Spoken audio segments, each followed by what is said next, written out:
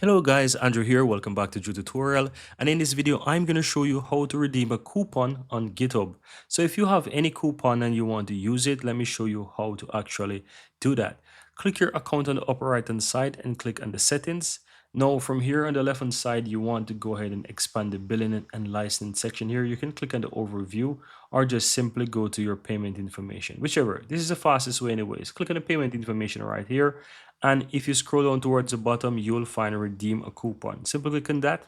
From here, you just want to enter the valid coupon code and simply hit redeem.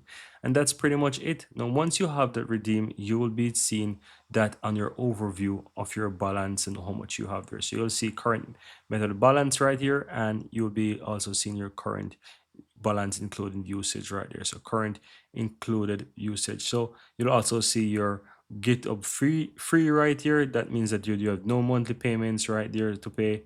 And if you have a bill, if you have, for example, the GitHub Pro, you will see how much it would cost here as well.